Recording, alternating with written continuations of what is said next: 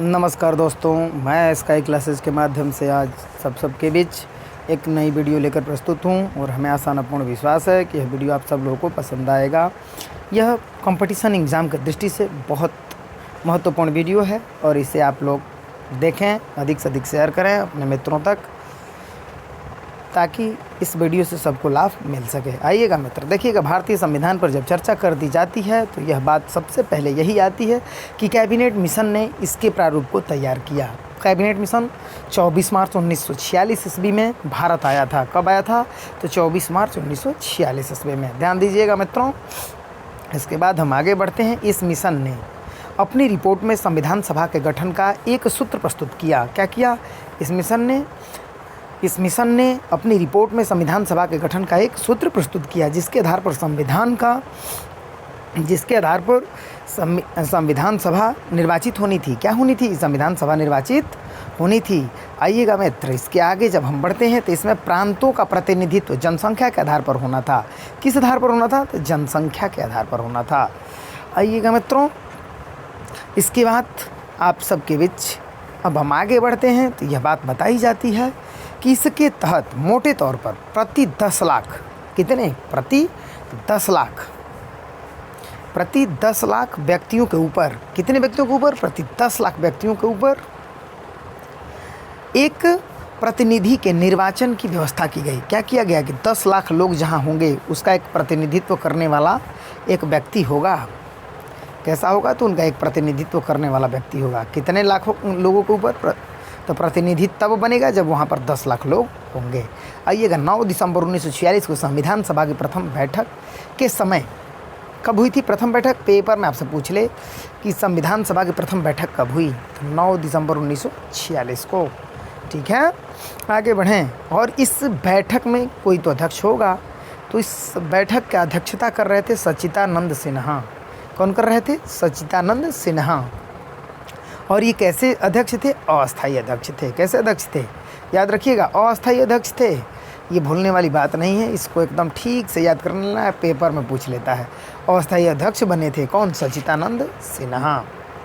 ठीक है मित्र, आगे बढ़िए। अब हम आगे बढ़ते हैं 11 दिसंबर 1946 को, ठीक 2 दिनों के बाद।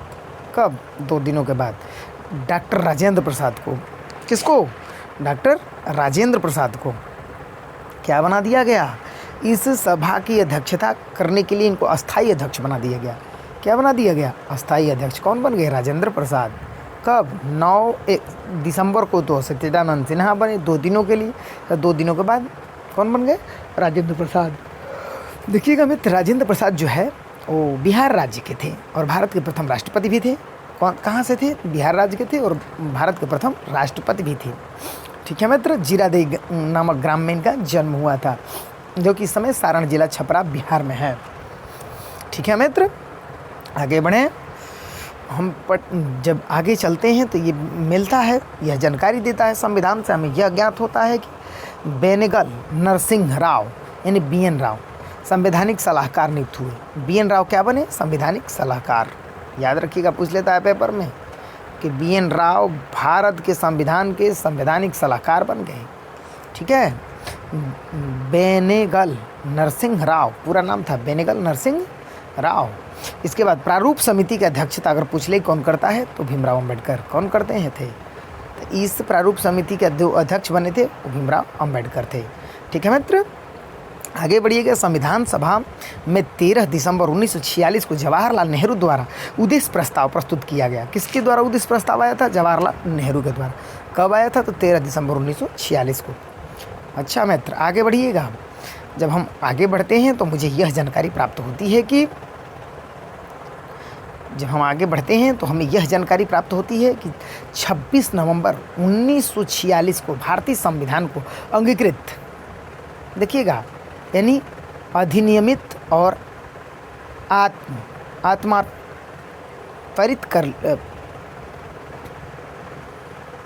किया गया था। देखिएगा, पूछ ले आपसे कि भारतीय संविधान अंगीकृत कब हुआ, तो आपका आंसर क्या होगा?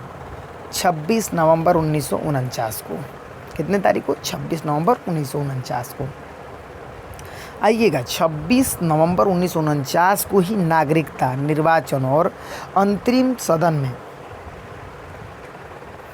से जुड़े उपबंध लागू किए गए थे। क्या क्या चीज़ लागू हुआ था? तो नागरिकता थी, निर्वाचन था और अंतरिम सदन से जुड़े उपबंध भी लागू कर दिए गए थे। कितने तारीख को? देखिएगा मित्र, 26 नवंबर 1949 को। आगे बढ़ें, भारतीय संविधान को बनाने में कितने समय लगे? तो भारतीय संविधान बना था 2 वर्ष 11 माह 18 दिन में। कितने दिन में? 2 वर्ष 11 माह 18 दिन में भारतीय संविधान तैयार हो गया था।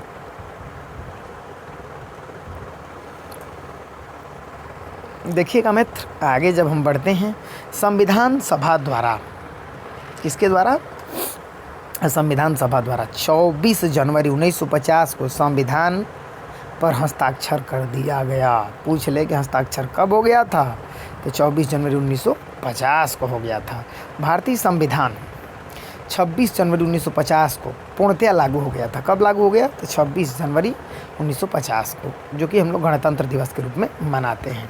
गणतंत्र दिवस 26 जनवरी को मनाया जाता है और यह किसके उपलक्ष्य में मनता है? तो हमारे संविधान लागू होने के उपलक्ष्य में मनता है। ठीक है मित्र, आगे बढ़ें।